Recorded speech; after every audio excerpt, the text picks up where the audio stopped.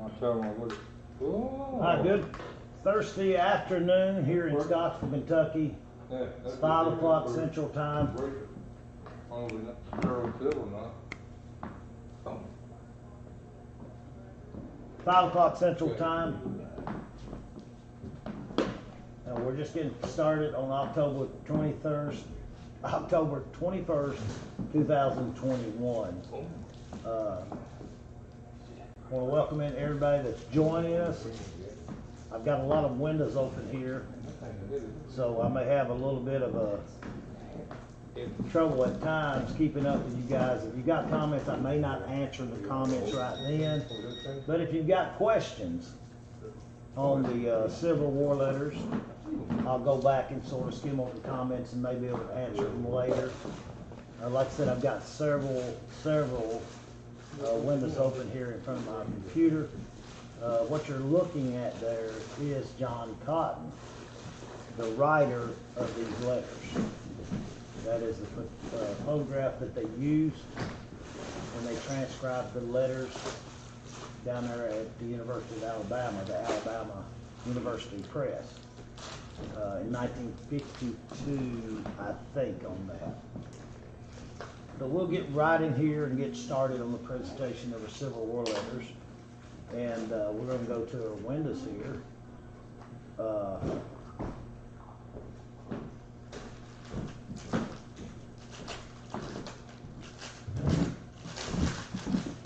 we can keep up with everything. Do you see my phone anywhere? Should I leave it in the car? Let me look in the car. There are, we'll get to that master manual in just a minute, 156.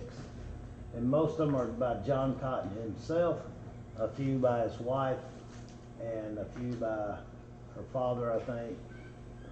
There is a letter from Margaret Mitchell that we'll be getting to. The volume's low. Okay, let me switch microphones. The reason the volume is low is because I've got the camera sitting over there a little farther away. Let me see if I can go to another audio here. Just hold on just a minute, guys. We'll try this one here and try a different audio. Now, what about the audio on that? Is the audio better, guys?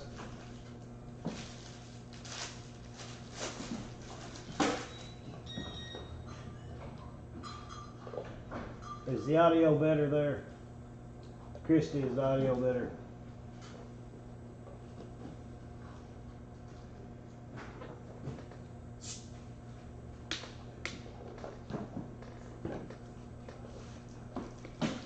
All right, guys, we're going to get started. If the audio's fine, we'll make sure I'm waiting to hear back.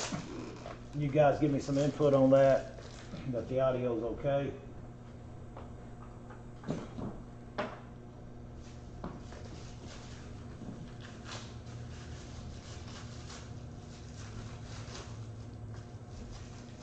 Nobody's giving me no input. Is everybody all right on the audio?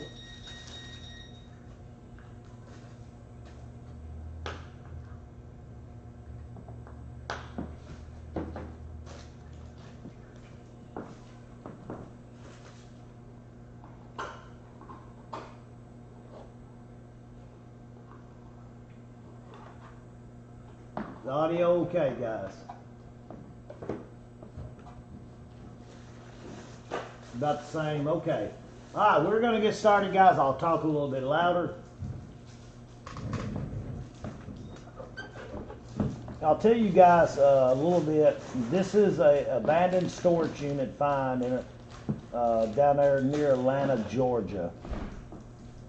And it was probably 3 to 4 units full of antiques and collectibles. And I will be showing you guys the trunk that we found these letters in just a few moments. But we found a world of nice items.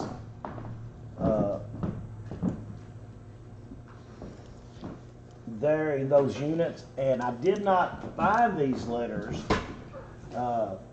when we were going through items there at the unit. Are you just gonna holler at me whenever you need me Yeah, to come yeah, over here? Yeah, I will. We found a lot of jewelry, and some of you guys actually bought that jewelry on our live auction that we have on Tuesday and Thursday nights. Yeah, and we're going to show you better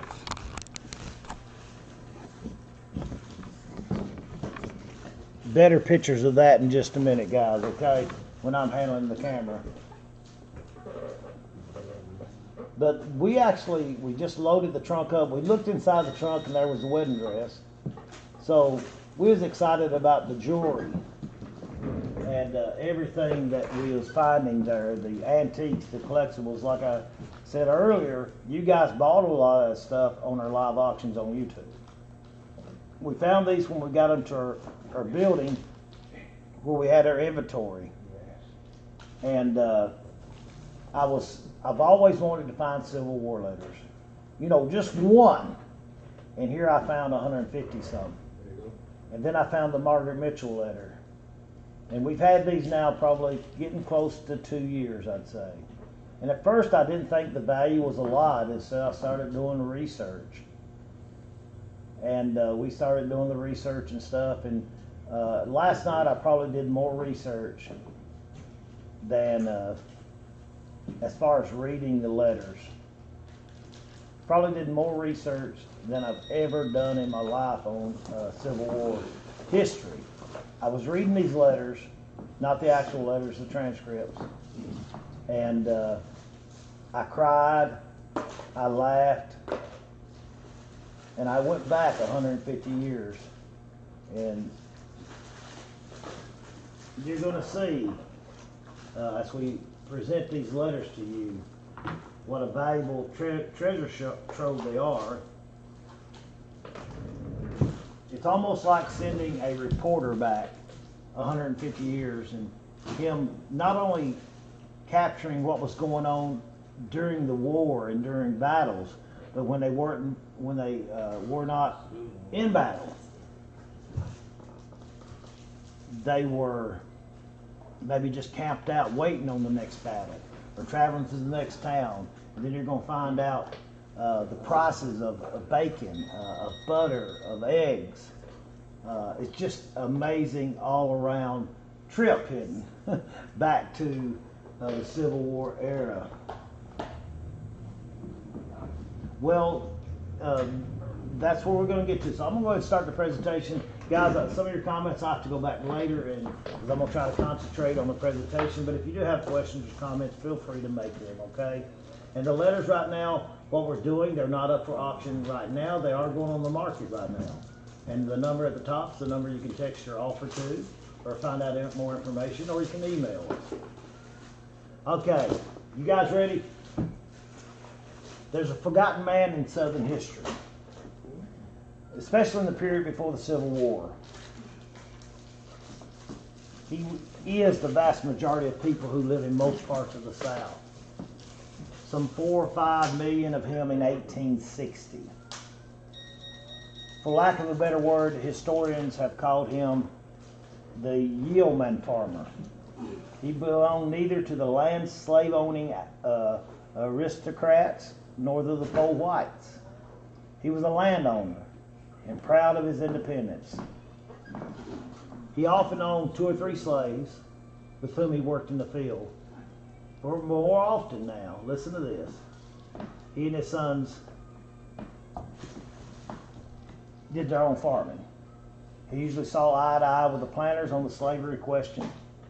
He was a Democrat in politics, but was more familiar with Jackson than Jefferson. He belonged to one of the evangelical, and some of these words I won't pronounce right, guys, sects, and had a strict code of conduct.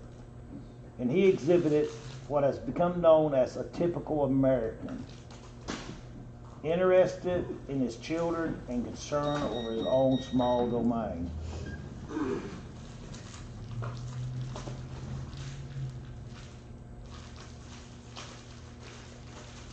Planters usually kept just great records. farm journals, diaries. The farmer either wrote very little, or what he did write has not been preserved. There is, it must be admitted, very little glamour in the life of a man of a few acres and no slaves. A man of small importance in affairs of state, even if he is honest and home-loving. Now, some material is not entirely lacking, of course, but with relatively few exceptions, it is fragmentary. It is a happy incident, therefore, when a considerable body of material on this group of people comes to light, and that's what we got here, guys. Such are the letters of John W. Cotton. For the first time in life, I take my pen in hand to write you a few lines to let you know I'm well. Thus begins the letters of John Weaver Cotton to his wife Mariah. This was written on April 24th, 1862. That was the first letter that he wrote home. The letters continued at different intervals until February 1st, 1865, a few months before the war ended. Sometimes there was 3 a week, more often 1 a week. A few times more than a month elapsed before letters. In all, there are 156 from him to his wife, 4 from his wife to him, and a few not included in this book from members of Miss Cotton's family who still live in Georgia. Now, John W. Cotton and his wife, I'm going to give you a little history on them. Mariah Heinzman Cotton was born in Coweta County, Georgia, near Grantville in 1831 and her in 1833, respectively, and came to Coosa County, Alabama in late 1853 or 1854. In 1862, when the husband joined the Army, they had 7 children. One Nancy Hanner. Now, y'all listen to the date that she died. She died on July 18th, 1862. And another James Weaver was born on April 28th, 1864, while he was in the Army. On the surface, the Cotton letters are another collection of personal experiences during the war. Mr. Cotton was a private in the cavalry the entire time he was in the service. Now, I read last night in some of the letters where he tried to get elected to the position, I think, of lieutenant colonel. They had elections in, and he didn't get elected. I know the feeling, John Cotton. He enlisted April 1st, 1862 at Pinckneyville and was paroled May 25th, 1865 at Talladega. Now, he got captured near the end of the war. He was first in Company C, Captain M.G. Slaughter's company, 5th Battalion, Hiller's Legion, Alabama Cavalry. Later, December 30th, 1862, this battalion was consolidated with the 19th Regiment Confederate Cavalry. In these 2 organizations, he saw action in East Tennessee, around Murfreesboro, in Chickamauga, and in Dalton, Atlanta campaign. The 10th was in Wheeler's last raid, moving north as far as Saltville, Virginia. Its last stand was at Bentonville, North Carolina. It surrendered when the army of Joseph E. Johnston, because there was absolutely no censorship. Mr. Cotton told many things like numbers engaged and plans for future movements that would have been entirely prohibited in later wars. Close examination will show that the letters are more than one man's view of the war. Miss Cotton, with 7 small children, the oldest not yet 12 years old, was left at home to run the farm. While she seems to have been a resourceful person about most things, she was quite dependent on his advice about running the farm for such matters as what crops to plant, when to plant the grain, the best time and place to market the products, and many other things that need to be answered in the man's absence. Again and again she wrote, "Send me some advice." This advice, sometimes specific and at other times general, gives an insight. That's what I was talking about earlier, guys. This gives an insight also into the running of a small farm back in that era. The Cotton did not own any slaves. but hired one slave named Manuel who belonged to a neighbor. He stayed with the family all the time the head of the household was away. And although repeated attempts were made to buy him, he was not for sale. The farm of John W. Cotton was near Mount Olive in Coosa County, Alabama. The track is just off the road between Hanover and Mount Olive, which was a post office in the 1860s. This farm had 285 acres of unimproved land, presumably timber and pasture land, and 65 acres of improved land. The value of it was $1,200. Wow. Look to buy some land like that for $1,200 today. In 1860, the agricultural census shows he owned 2 horses, 1 mule, 4 milk cows, plus 17 head of stock, and 2 work oxen, 30 sheep, and 28 swine, all valued at a grand whopping total of $750. Cottons, they were general farmers. That's the size of their land holding would indicate. The census reports list the products of the farm as wheat, corn, oats, peas, and sweet potatoes, in addition to the livestock that we mentioned a while ago. Wheat may have been a new crop to the family. At least it was a very important one. In the first letter, he says, I reckon I won't come home till the wheat gets right, and ends by asking his wife to write soon how things are going on, especially how the wheat's doing. Not once, either in the official records or the letters, is cotton mentioned, and we may assume they raised none of the staples. That's saying they didn't raise no cotton. It is to remember these were letters written by a man to his wife with no thought of publication. In all probability, he would be amazed that any importance would be attached to them. There's the typical soldiers griping about food, mud, drunk officers, and no furloughs.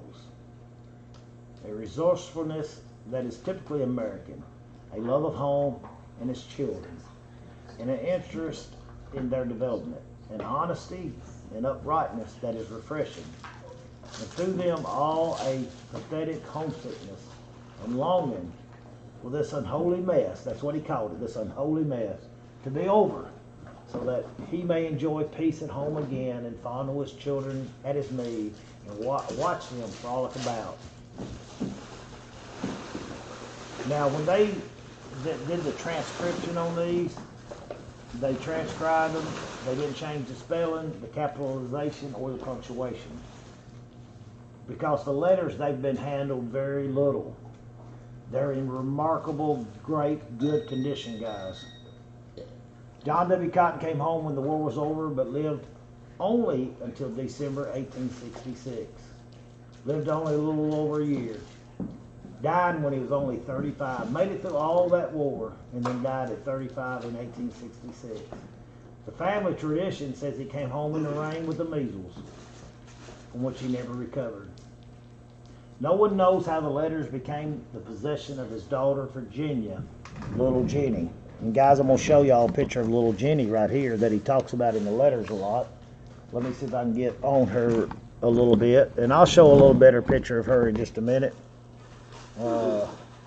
There she is. That's little Jenny that you'll hear talk about. And that's her husband over here, Johnny Muck. That's who had the letters, his daughter Jenny. And after marrying Johnny Muck and rearing her family, she died, and her personal things were put in a small leather trunk. Small leather covered trunk, which was not opened until her husband died years later. When little Jenny passed away, look at here, guys. See the leather covered trunk? This is the trunk that they were put in, and wasn't opened until Johnny Muck died years later. When I opened the trunk up, when I found these letters, you'll see they covered these to keep dust out of here. And some of these newspapers, 1830 something. But this is where the wedding dress was, and I'd say that was little Jenny's wedding dress. Might have been John Cotton's wedding dress, then worn by little Jenny, but that's what was in there. And as you can see, I've got a lot of the correspondence by one of the great-granddaughters when she was trying to get these letters transcribed. And here's the transcription. I've got the transcription that students or whoever was at the University of Alabama Press transcribed these letters. These letters were very smartly put in a humidor And there's the bounty money that he got. We'll lay that aside. This is the letter from Margaret Mitchell that I'll be showing you guys in a little bit. And there's the letters right there, guys. And once again, there was little Jenny and her family. He always worried about little Jenny. She was a sickly little girl that he always worried about. And then after Johnny Monk died and they opened him up in the Division of Family Keepsakes, her daughter, Ludi Porch, this Ludi Porch of Arab, Alabama, got the letters. And then they went to Miss Ara P. Stanley of Verbena, Alabama, daughters of Miss Porch and therefore great-granddaughter of John W. Cotton.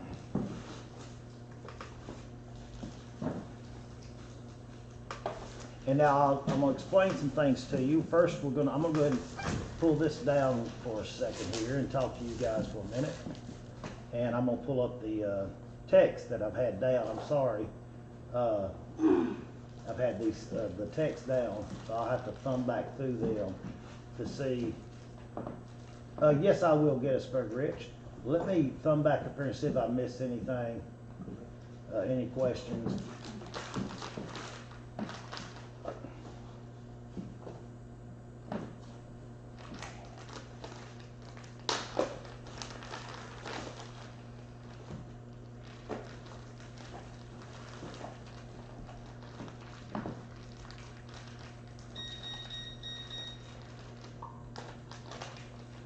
Y'all want, they said that's killing the story, all that static.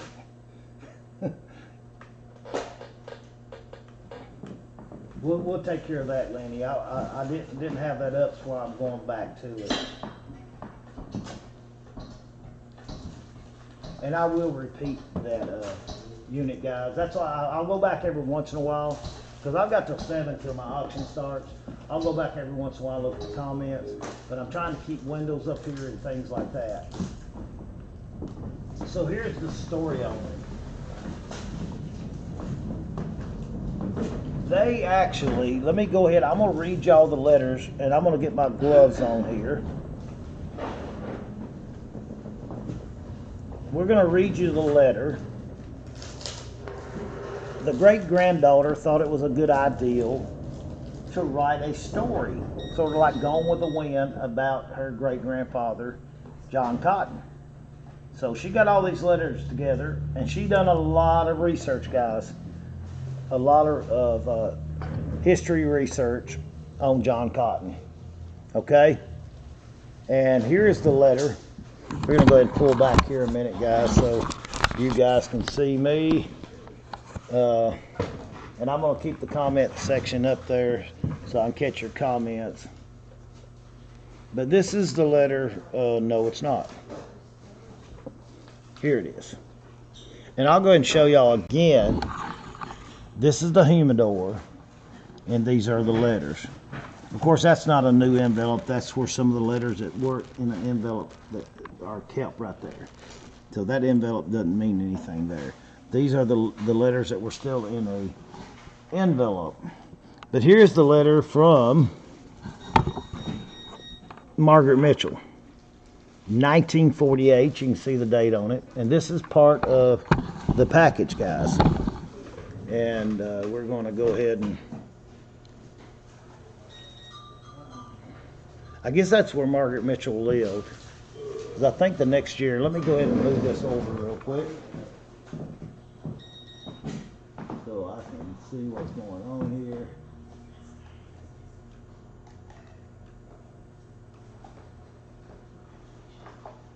Alright, now I can see my monitor better there. But I take it that's where she lived at. And can you imagine? They wrote a letter to Margaret Mitchell. Everybody knows who Margaret Mitchell is. She is the writer of Gone with the Wind, of course. And can you imagine? This has got Margaret Mitchell's DNA on it. And she wanted her to write a book about her uncle, her great-grandfather, John Cotton. So this is what Margaret Mitchell wrote her back saying. This is the 3-page typewritten letter from Margaret Mitchell. And I'm going to pull this away so I don't have to touch that on the table. There's the date, Margaret Mitchell. Now I'm going to try to read this letter to you, and I may skip over some of it, but it's a 3-page typewritten letter by Margaret Mitchell, and everybody knows Margaret Mitchell, right? She wrote Gone with the Wind.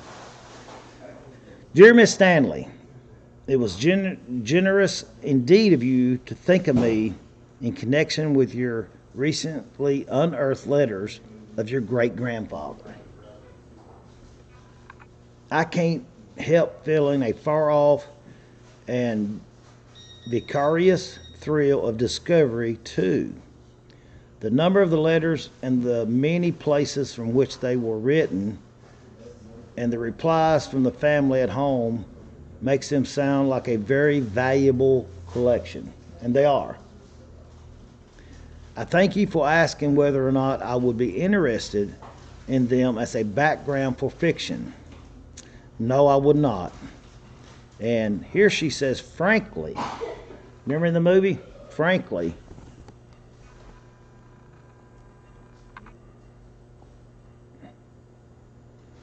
Just like used in the movie.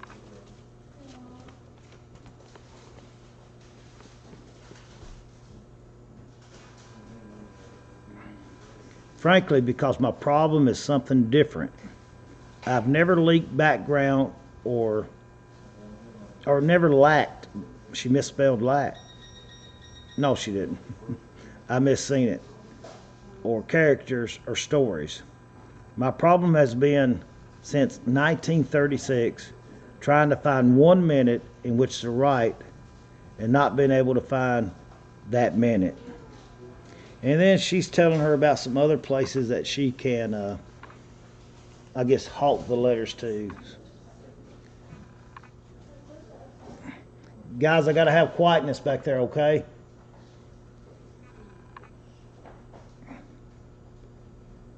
And there's one guy that she referred her to. You guys may have heard of him. Douglas Southall Freeman of Richmond, Virginia. He's a writer of some of the Confederate books and stuff. But this is a 3-page letter. And y'all know, I think it was the next year that Margaret Mitchell got killed in Atlanta by a drunk driver. And then there is her ending that letter. But to these, the writer of Gone with the Wind handled this letter, which is amazing, amazing to me, and put it in this envelope, sealed it, and mailed it off. And all these years later, here it is. We're going to place that right over here for right now. So we know that didn't take place.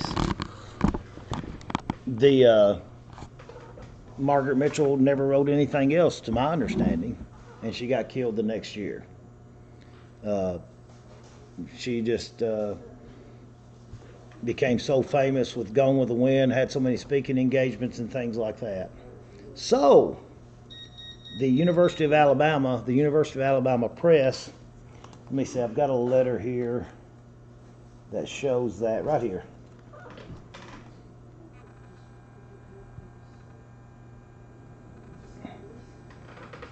They were wanting to take the letter, and they was wanting to get it transcribed, the letters, and get them transcribed, and put it in a book, which they did, called Till Death.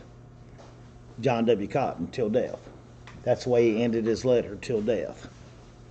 So, all they did in that book basically was, I was reading some of the preface of it, they transcribed the letters, okay? And this is the original transcription of those letters. They're all here. Can you imagine? I think they finally published it in 1952. Let me pull this out of here. There's the transcription of those letters.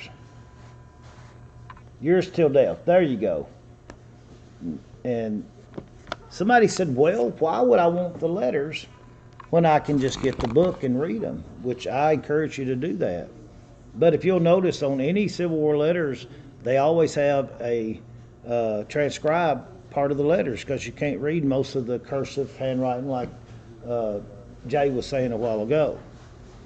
It's the owning of the letters. I mean, you can read the Declaration of Independence all you want to, but when you've got it in your hand, it's a different story. And these, I think, are valuable too. But there's what they did there, and they did put it in a book. And now I'm going to show y'all the letters. I'm going to keep them in this plastic for now. That's what they had them in. These are the letters he wrote. And some of them, you know, he would put a couple letters down in the envelope. Here's another batch of them right here. And some of them have the Jefferson Davis stamps on them. And then these here are the ones that were not in a envelope.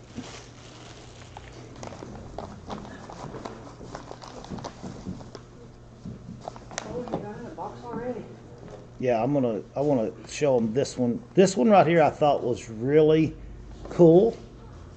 I think this is the one. When I was going through them last night, this particular one right here, and these haven't been handled much. I thought, well, that ain't no stinking Civil War letter. I try to handle these very carefully, and I don't want to handle them much at all. I think this is the one.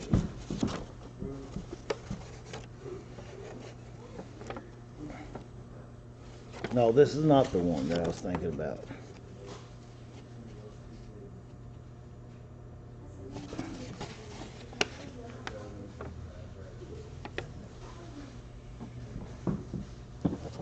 This is not the one. Let me,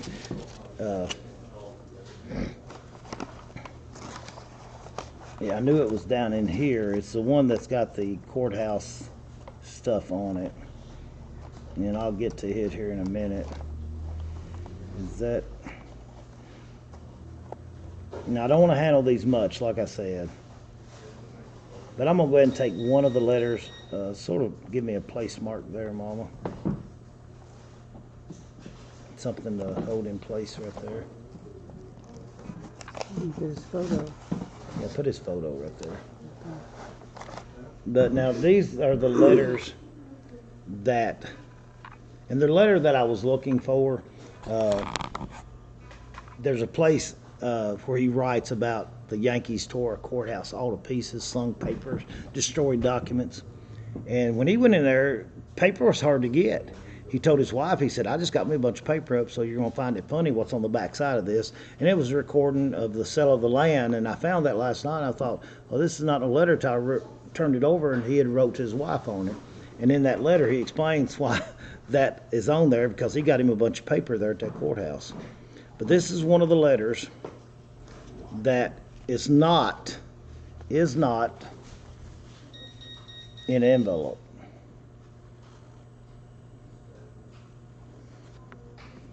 And of course, he didn't spell everything great. Go ahead and put that back in. Let me put that back in place. Yep. And get his letter back out and put that back down in that plastic for me. He did not spell stuff very good, sort of like me. But surprisingly, his wife was even less educated. Because in her letter, it's sort of hard to interpret her letters. But as you can see, these are all from the start of when he joined the war until he got captured, as I read to you earlier. And I'm going to take one of these out here. This is the one that I left out of the envelope. I left that one out. But there are some of these that have, I want you to look at the stains on these guys. They probably got hit by mud and rain or whatever when they was trying to be delivered.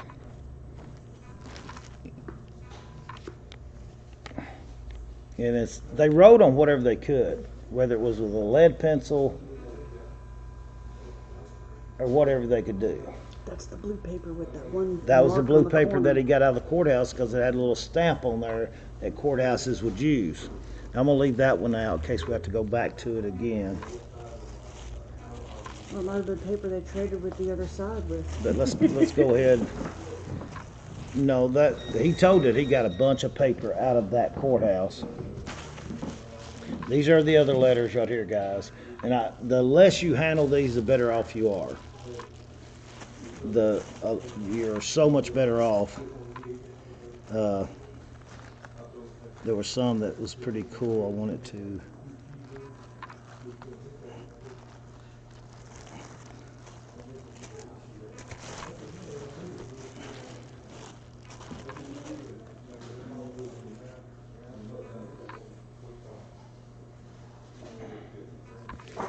And as you can see, they used different paper, whatever they could use.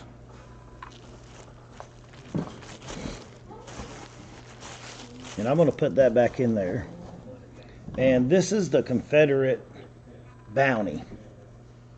They called it a bounty. I think it's for signing up for 3 years in the Civil War. This was with the letters. So I'm sure there was some significance in this $50 bill.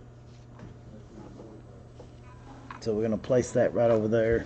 Now, guys, I'm going to show you, and we'll talk some more about the letters, but I want to show you the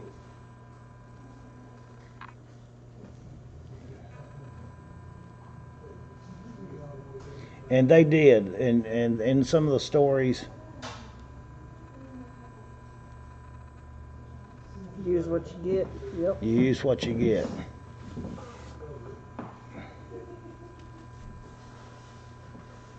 Look at the stitching on there. That looks like some of my sewing, what I do. And guys, what I try to do, I try to keep these in that humidor. That's why I'm putting them right back in there for right now. And I want to go back on little Jenny for a minute here. And I'm going to answer Gettysburg Rich's question. And if I could probably lean this up and get the glare on.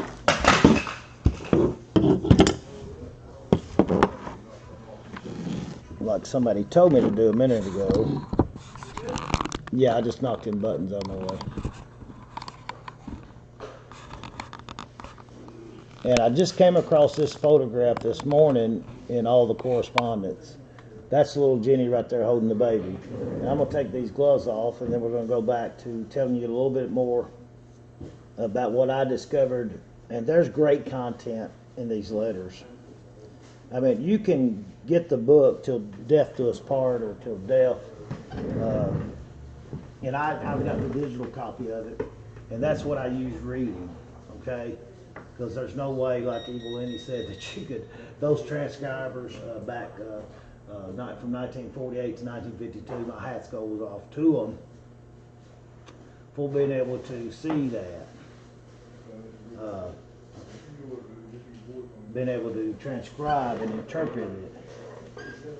So we're going to go back here real quick to what I think Gettysburg Rich wanted me to answer. Let me see if I can go back to it real quick.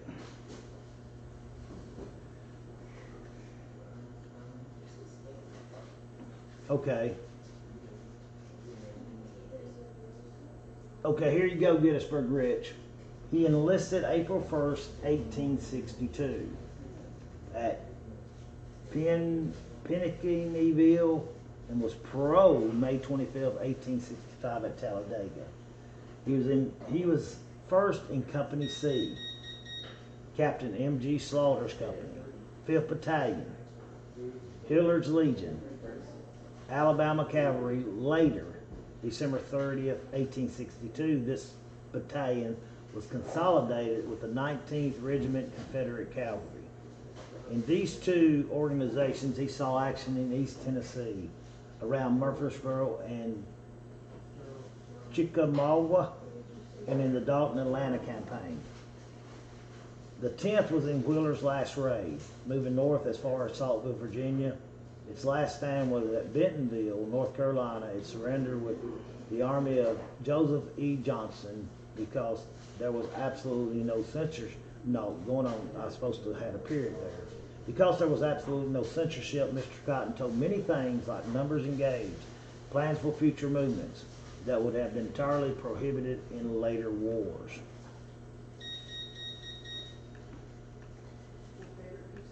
All right, I'm going to skip through here now.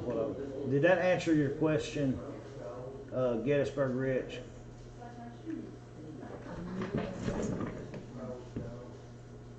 India.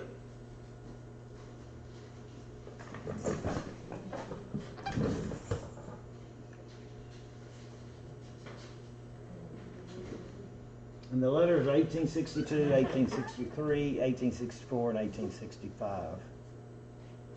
You're welcome, Gettysburg Rich. And I'm gonna skip over just a little bit of some of the things that I read last night. I didn't get to read through all of them, but I'm going to. I'm going to read you the very first letter real quick. The very first letter he wrote from Alabama, Montgomery, Alabama, April the 24th, 1862. And here it is. Mariah Cotton, dear wife, for the first time in life, take my pen in hand to write you a few lines to let you know that we're all well. William Leslie has been sort of puny, but he's better. He's down in town guarding the Yanks. There are 744 Yankees here in the old warehouse. We'd have to help guard them. We have been examined and received, and they say our horses will be praised today. And our legion will also be organized today.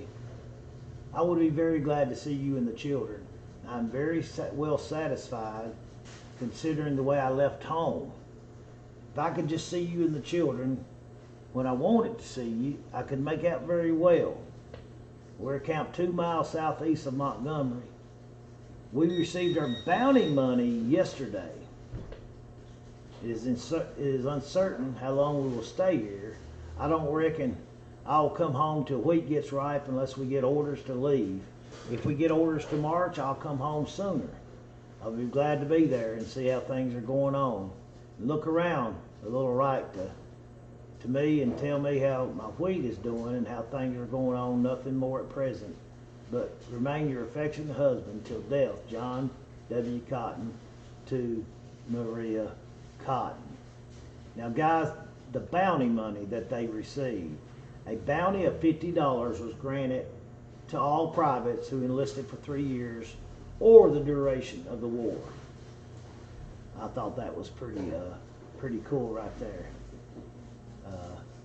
Talking about that bounty and us having, there's no way to guarantee that that's that $50 bill, but with everything being kept and preserved, Civil War letters, I'm almost 99% of a certainty that that's the $50 bounty that he got. That was why it was sort of important for me to read that first letter to you guys. Now, there's several places that he talks about Jefferson Davis. Jefferson Davis, and I'm going to skip around on some of these letters for you because I have to put it in search and search them. There's just a long, lengthy amount of these letters here. And we'll go on to them, and I'm going to skip around and show y'all some of the places that he talked about Jefferson Davis. Okay, here's one of them that he talks about Davis on one of the letters, and I'm going to go back to see when he wrote this one. This was a lengthy letter. This was written in October 25th, 1963. Dearest and most dearly beloved, he put it dearly beloved. Dearly beloved wife, again I take my pen in hand to try to write you a few lines to let you know that I am well, and hope these few lines may come to hand and find you all well and doing all well. I was glad to read a letter from Nan to Asa. Now Asa was his neighbor. She said she was at your house and you were all well except bad colds. You had better believe that I was glad to hear that you had got well. She said Mike and Sally was at your house. That was something that I did not expect to hear of. I reckon it done you right smart or good to see them come. I like to have been at home when they came. I have not got near a letter from you. I know it. I can't do anything about it. It's a security system. But I keep looking for one every day. For we have an everyday mail. I would like to see, or like to be at home now to help saw wheat and gather corn and see to things in general. I would be glad to know whether you have hard manual yet or not. I'd rather you buy him, for I think you could raise money enough to pay for him. Tell me how much corn you make and how much you have to give to the government. And write all of the news and write how sick, like Alabama, and how she thinks you are getting along, and they're even hard to read now after being transcribed. And tell me all you can think of, and so on. We haven't had a sight of rain for the last 4 or 5 weeks. Our camps are very muddy, but a part of our regiment has left here this morning for Harrison, 10 miles from here. Our squadron has left here to stand picket 3 days. Then we are going, and one of the other squadrons will come here to take our place. We're still closest to them, but they are very peaceful. They threw a few shells at our infantry a few days ago. General Bragg has issued an order and says that he will give any man a 40-day furlough if he will recruit to his company. I want you to see Phil Cocker and see if he intends to come to our company. If he does, tell him I want him to come as a recruit so I can get a furlough, and I will do all I can for him in any way possible, and be more than 1,500 times obliged to him if he does come to go to good game and have his name enrolled and get a showing from him so that he won't be bothered on his way up here. Tell him he will never find a better regiment nor one that is more privileged. Nothing more at present, only I remain your affectionate husband till death, John W. Cotton. Okay. And then on the bottom he said to his wife and children, I'd love to be home a while, and I would like better to be at home all the time. Old Jeff Davis has been up here and made a speech and said peace would be made in 6 months. That's one of the times that he talked about Jefferson Davis in the letters. He actually came up there and gave them a speech and thought there in 1863 that peace would be in 6 months, and we know that wasn't until several years later that peace came. And there's a place where he talks about Abe Lincoln in one of the letters. It's just a lot of history in here. It talks about Sherman. I want to read you something too, just a few of the things. Let me see if I can find the one place here. I want to see. He misspelled some of the words, so it's hard for me to search.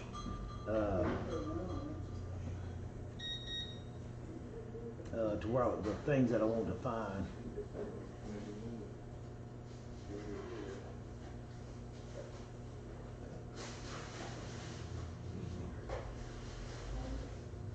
I think it's right here.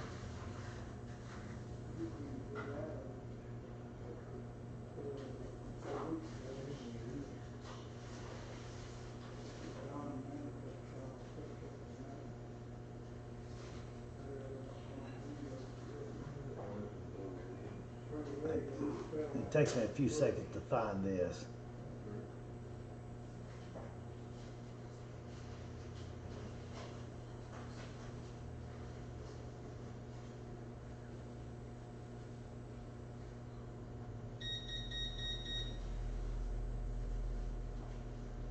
This is just part of it, guys. I don't want nobody to be offended. If this is something I've not read before, I was looking for something else and I found something else.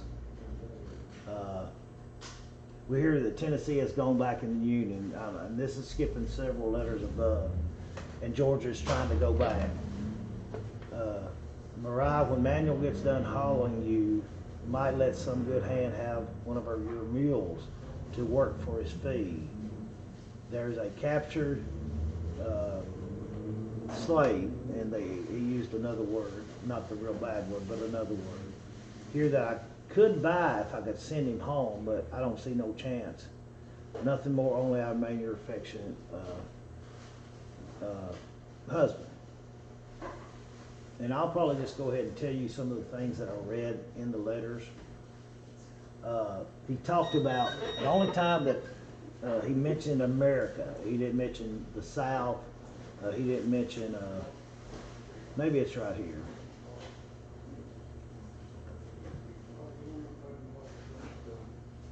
He said that I would be, if this war, oh, here we go, I found it. This is the time he didn't mention Confederate, he didn't mention Yankee.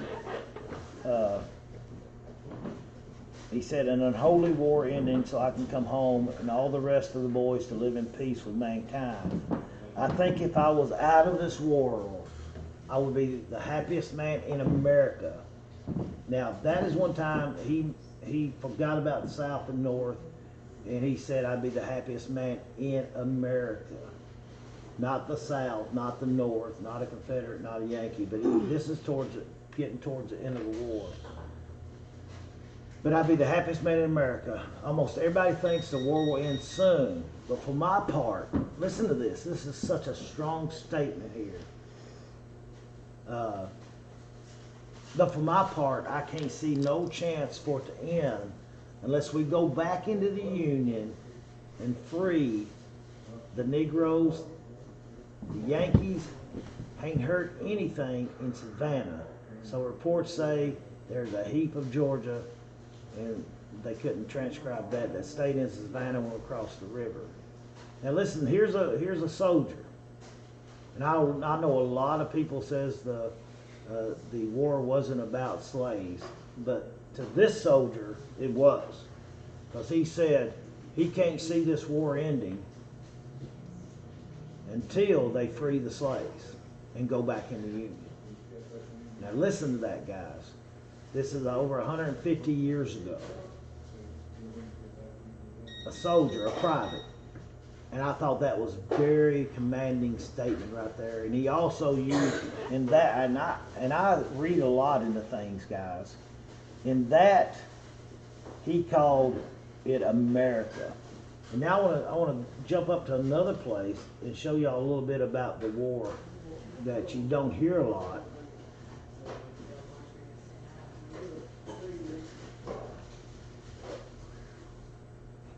I want you to listen to this letter right here. Let me see when this was written. 1963. I'm going to read you the whole letter. This was from Kingston, Tennessee, April 1st, 1863.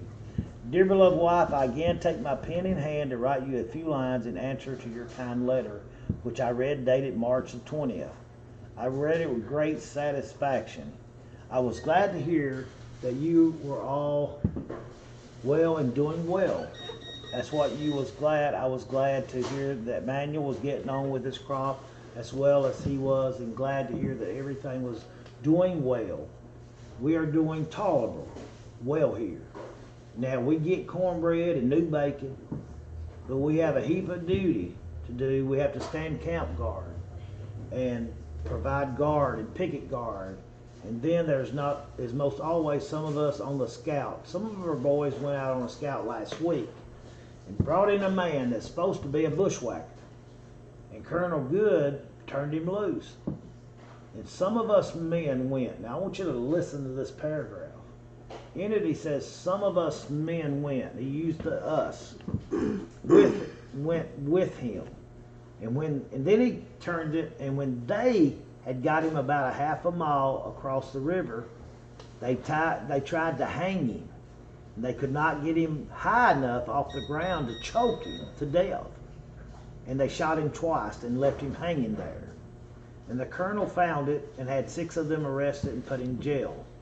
But I don't know what he will do with them. If I could see you, I could tell you a heap more about it, but I reckon there's enough. Our colonel's getting tighter every day.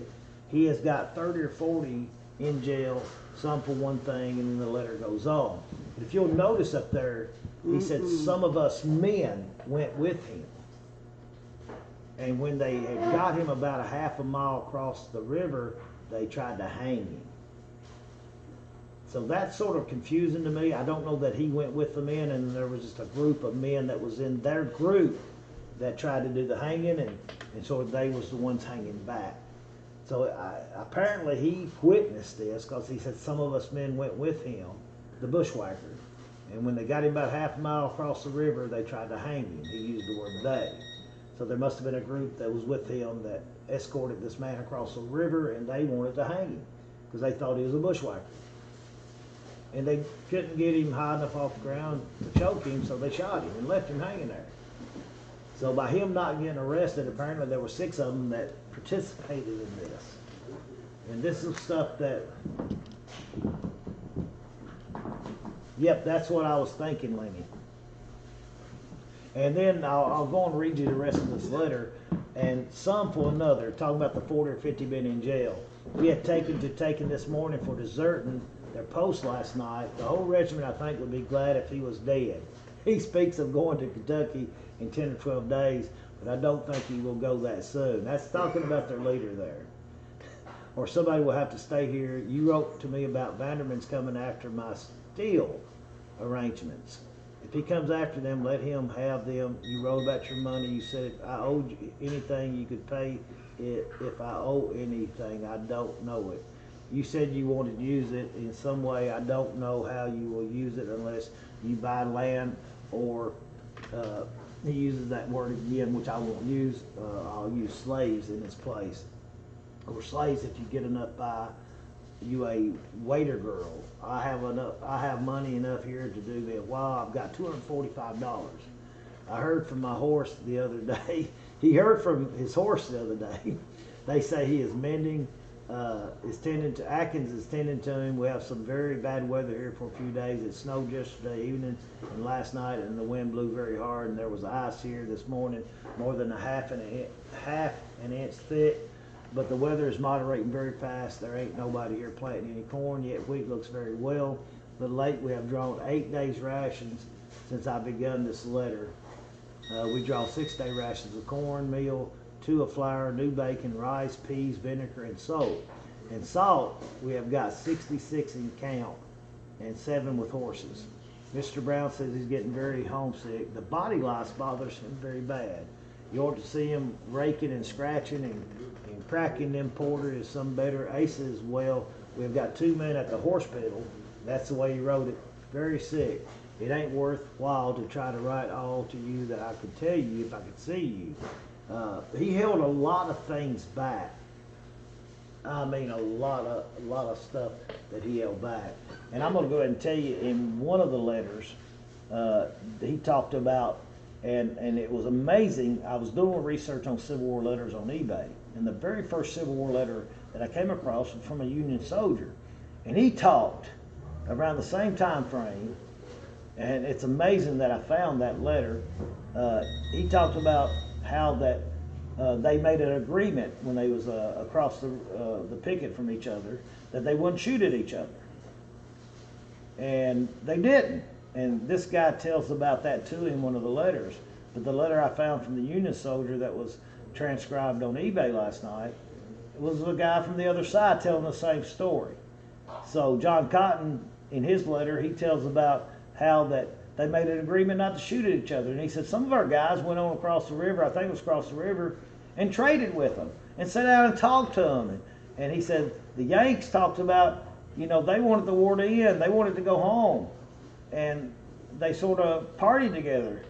And then he said until we got mad at each other, he said, but they always would holler, you guys better get in your foxholes or your holes because we're fixing to start shooting. That way everybody could duck and they wouldn't kill nobody. He said, then we'd shoot back at them after we told them we was fixing to shoot. He said, then we'd come to another agreement not to shoot at each other. And I thought that was just amazing that the North and the South, amongst those men, they couldn't solve this Civil War. But among these group of hundreds of men, picketing across from each other, they had peace, and they traded, and they laughed, and they drank together, and they cut up together. They solved it. They were right there together. And that's what was amazing to me as I read more and more on these letters. It was sort of funny, I read in one of the letters how that somebody stole his breeches, his pants, out of his saddlebag. And he said, if I see that fella running around here in my breeches, he said, I'm going to raise him up out of his boots. I thought, now, I've got to start using that term. I'm going to raise you up out of your boots in honor of John Cotton. But he talks about Abe Lincoln, like I said, talks about Sherman.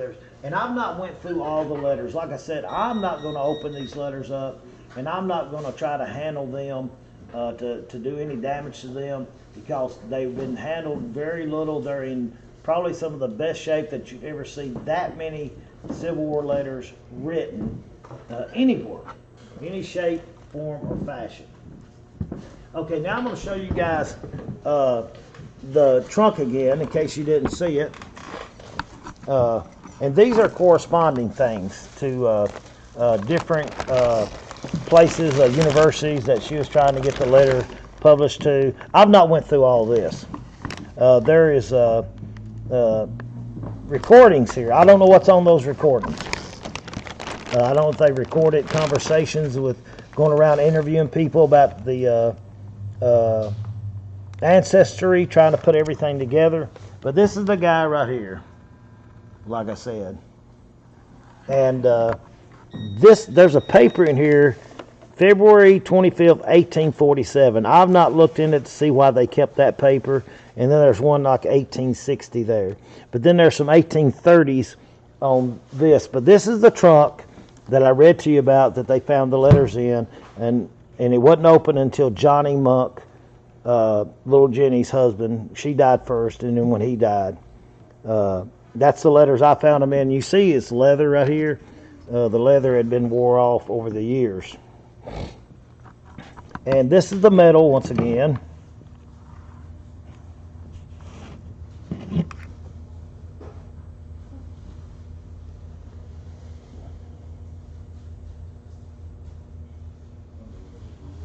And once again, this is the picture of Jenny's kids and Johnny Monk. It's very faded. And you can see Johnny C. Monk right there. And their children was Porch, who got these. Amazing, amazing, amazing. And of course the humidors, which we kept them in. There's the bounty money right there. And then I've got the Margaret Mitchell Civil War letter right there. So I'm going to talk to you guys a little bit more. There's a lot more I could tell you. The content is just absolutely, absolutely amazing in these letters. And if there's any questions now, I don't think I missed any comments.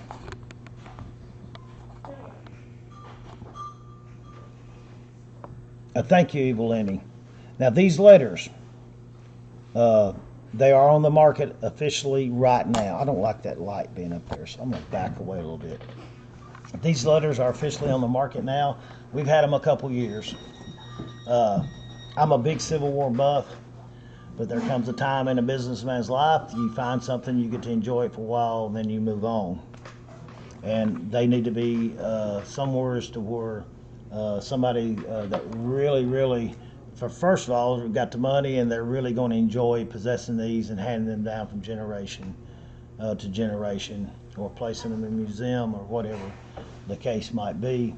But we've enjoyed having them, and like I said, I've not read through a lot of that correspondence, but there's so many things that he talks about in there, like price gouging was bad back then.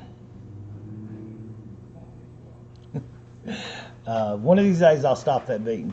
The price gouging was really bad. They was paying $1 for a dozen of eggs, I'm trying to remember how much bacon was. Butter was just really hard to get a hold of.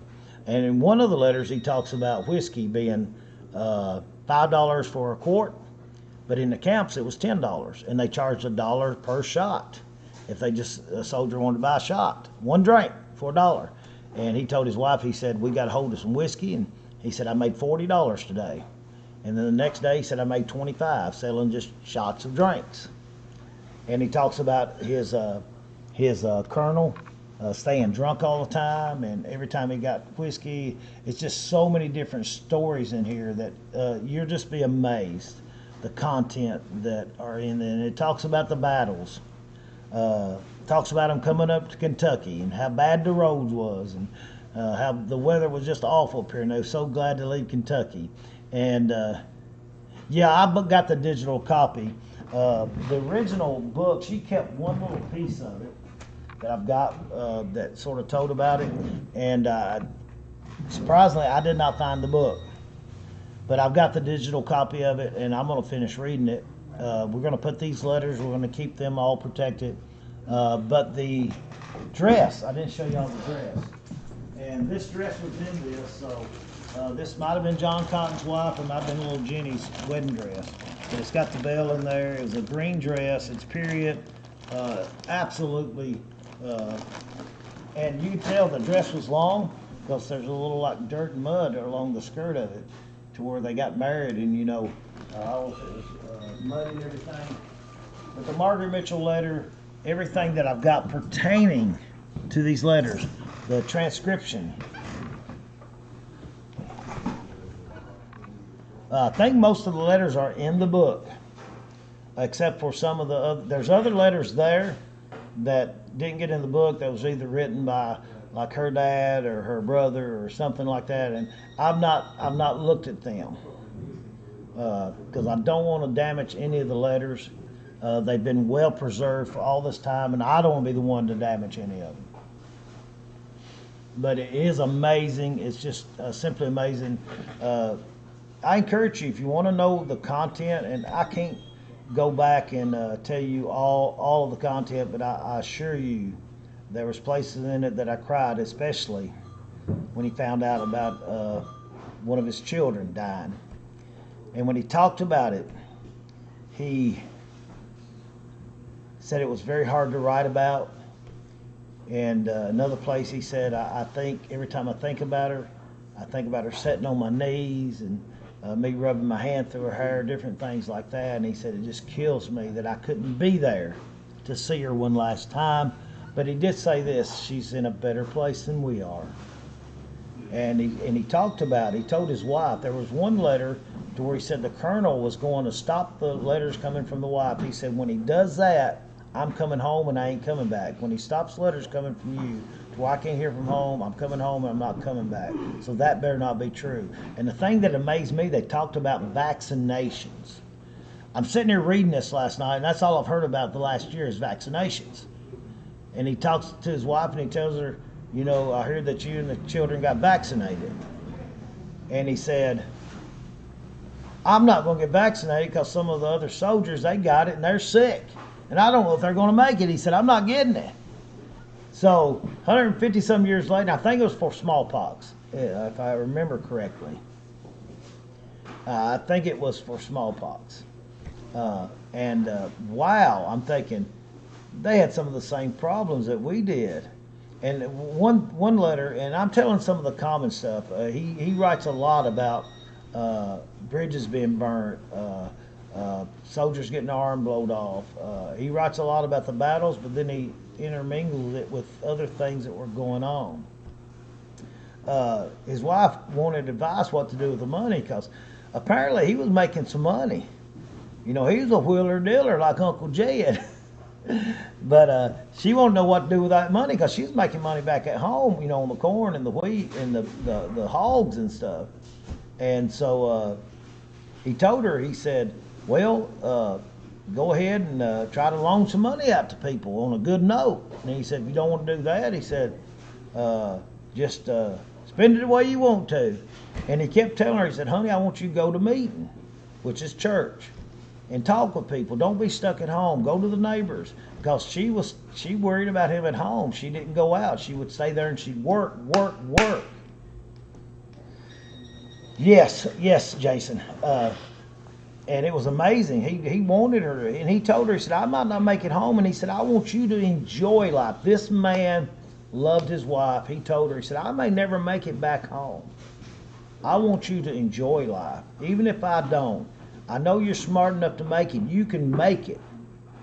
And it just amazed me at some of the things that he was a very smart man. I think he was a good businessman. And it amazed me that he went through all this war unscathed. And he talked about, and there's one letter written by another soldier. They didn't name the soldier.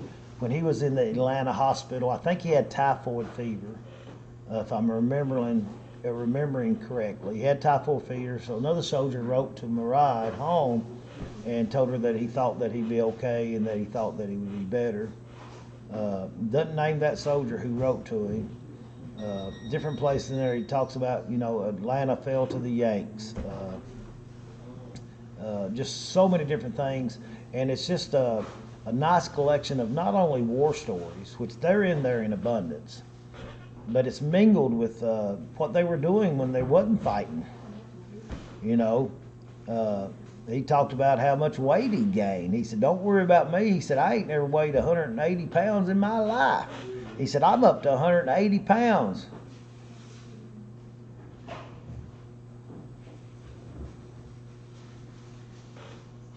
Do I think the letters are worth more because they're... No. That book is mainly just a transcription of the letters.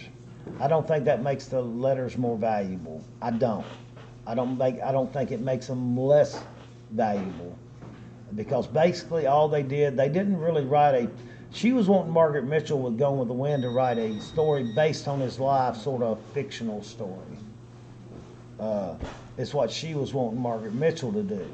But Margaret Mitchell came up with her own characters and stuff.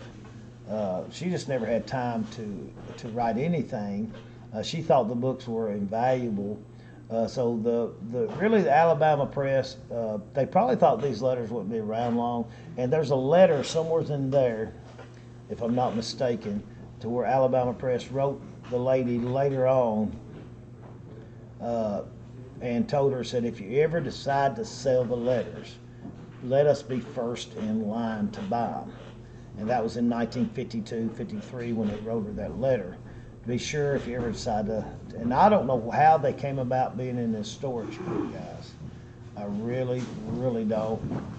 I don't know if she passed away and the family didn't care about none of this, because she had a lot of great stuff. You have just 1 second? Yeah.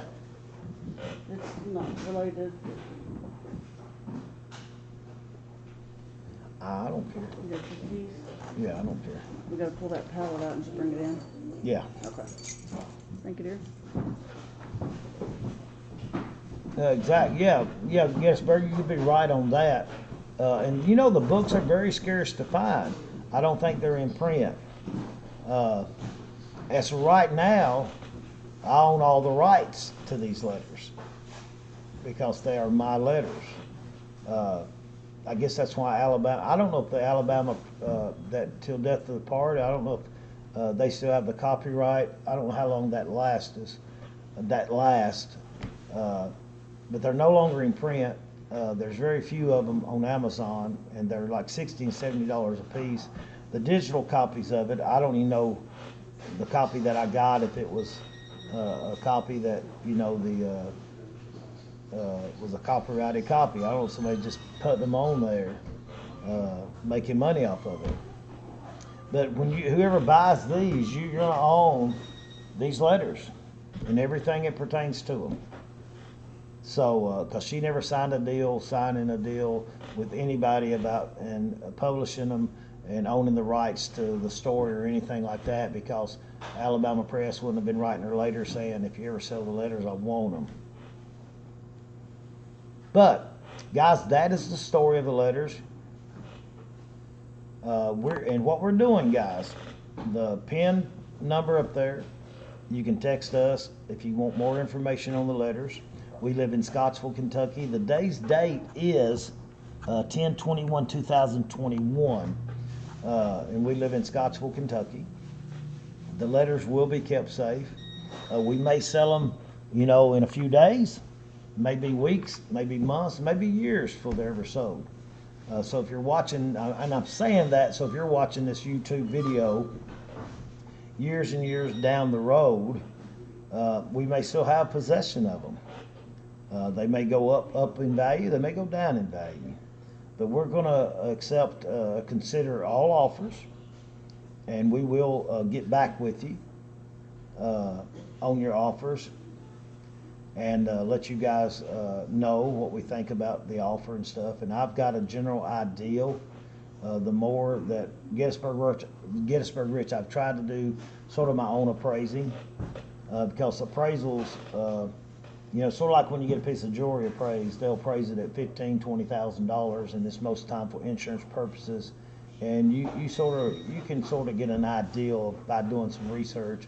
So if you just go on eBay, and this is the way that I sort of did, I went on there and sort of looked, and it all involves the content of the letter, who they talk about, like Jeff Davis giving a speech, makes it more valuable, parts about the battle, the part about Abe Lincoln, the one letter that's wrote on the back of a courthouse document that he picked up.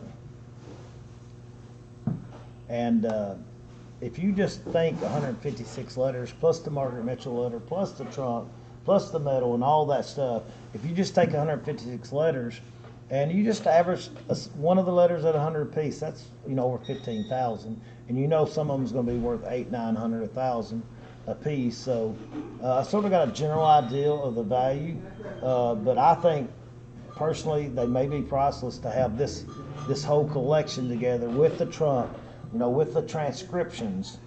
That's from 1950 something. Somebody typed these letters out and stuff. So we're going to take offers. You consider it. I mean, we take low ball offers, high ball offers, and there'll be one magic number. We're not hurting for money. We talked about the other night, maybe trying to get India spotted a new truck. We changed our mind on that. We've changed our mind about getting that. So we're still putting the letters up for sale, because I think it's time they got into the hands of somebody that maybe not love them as much as me, but they can afford to have them more than I can. The more I read them last night, the more I thought, man, I love these letters. I love just looking at them, seeing the stains on them, the mud stains, maybe even blood stains on them. Knowing that he sat there in the cold, the rain. One letter he's talking about is pouring down rain, it's cold. I'm sitting here in my tent writing this letter. The pain and the anguish, and through his eyes, I mean, looking through this soldier's eyes at everything that was going on, and his opinion of it. He was opinionated. He was very, sort of like me, he was very opinionated, but I find in the letters he was a wheeler and a dealer. Because there's one part in there, Doc was his brother-in-law, his wife called him Doc because he was a doctor. He was a surgeon in the Civil War, and he talked about Doc often. And Doc was in the hospital, actually had been too close to some cannons or something, and his hearing was completely gone. And he told Doc, he said, I drawed 3 months of your pay and I sent it to you. And he said, after I did that, I heard that you went ahead and drawed down there in Atlanta the pay. He said, just don't say nothing about it. He said, I don't think they'll never. That's the only dishonest thing I think John Cotton ever did in that. And then we heard about he told, I come to thinking about him talking about the children and women, how the Yankees done some of them. He talked about they went in one guy's house and killed him. Just left him laying there. And then he talked about some of the women and children hiding from the bombs and the battles that was going on amongst them. He said, I saw one little child run up under one of the cannons to keep from getting hit with it. So there is a lot of battle talk in there, but there is also, what I like about it, is a lot of talk about the farm life and just life in general back then, season. Right. But just life in general. No, I'm gonna let them all roll together, Gettysburg Rich, and I'll sit back and I'll read the rest of that book where I can take a little bit more time reading it and just absorb it in. And every time you read it, like me and Jay was talking about a while ago about him saying some of us men took that bushwhacker out and then they tried to kill him. And we're going to get the regular auction started, guys, at 7 o'clock. And if you're new and you're watching this video, find out about the Civil War letters, I invite you to tune in Tuesday and Thursday nights at 7 p.m. Central. We have a lot of good storage unit finds, sometimes common stuff, sometimes great stuff like this.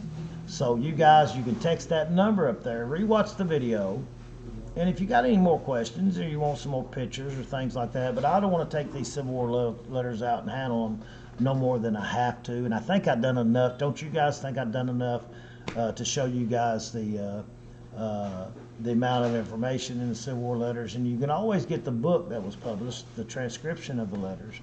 And somebody said today, so I won't buy them, I'll just go buy the book. Well, you won't never own the Civil War letters. You can get any transcription of anything, of the Gettysburg Address, but that don't mean you own the Gettysburg Address. You can get, you can go on eBay, and most of the letters for sale on there, they got they've transcribed all of them so you can read them. And that's what that book basically is. It gives you a little back information, a little information afterwards. But it's really interesting just looking at these brown letters, these brown envelopes with stains on them, and knowing that he held these letters, knowing that his wife got them, knowing that somebody risked their life getting these letters from wherever he was in the battlefield home to Alabama to his wife, and letters from his wife to him. So whoever was delivering those letters, it was amazing, the stuff. And these letters traveled all throughout the lands. And if they could talk, besides John Cotton talking, if these letters could talk of what all they went through and what all they seen, it's just an amazing piece of history, guys. And you will get all the letters, all the correspondence that she did back and forth, and I've not went through all of them, all the transcriptions. The Margaret Mitchell letter is by itself, being the year before she died, maybe one of the last letters, you know, that, not one of the last, but one of the last maybe 50 or 60, 100 letters. I don't know how many letters she wrote a day or a year or what, not long before she died. Typewritten letters talking about these letters. It's just amazing, the whole connection with Abraham Lincoln being mentioned in here, Jefferson Davis, Sherman, and a lot of generals and stuff that excuse me, I'm probably not familiar with, but that you guys would recognize when you, Johnston, I think, different ones. But just amazing. So guys, remember, you can text us at 270-943-0744 in Scottsville, Kentucky. These letters are officially up on the market, and you can make your offers, and we've got a sense of the value of them. Because I never would break them up unless I was really desperate and needing the money, but I could break them up and sell, you know, each Civil War letter, the Margaret Mitchell letter separate, the medal letter separate, and I sort of know what that would bring separately, but I think it's invaluable as a whole, so I sort of know what the value of them is, and I appreciate you guys tuning in for this presentation. Probably didn't do that good a job because I'm more used to getting up and just sort of ad-libbing everything and talking about everything, so I'm not really good giving book reports. So I hope I did a good enough job. We'll see you guys tune back in at 7. We got pocket knives and jewelry. Ladies, listen to me. We've got jewelry for Christmas, sterling silver, fashion jewelry, brand new watches. Going to be tonight, guys, at 7 o'clock. Get ready for Christmas time, because you're going to buy some great items tonight for Christmas at 7 o'clock Central Time, and that'll give me about a 30-minute break to get everything ready. But we do appreciate you tuning in, and whoever winds up owning these, you're gonna feel the same gratitude. You're gonna feel the same feelings that I felt when I hold these letters. You're gonna feel it. So look forward to hearing from you guys. God bless y'all. We'll see you guys at 7. Look forward to hearing everybody that's interested in talking about the letters, getting more information on the letters. And send those offers in, guys. You don't never know. You might send that right offer in, and these letters would be yours. God bless y'all. Love y'all. See y'all at 7.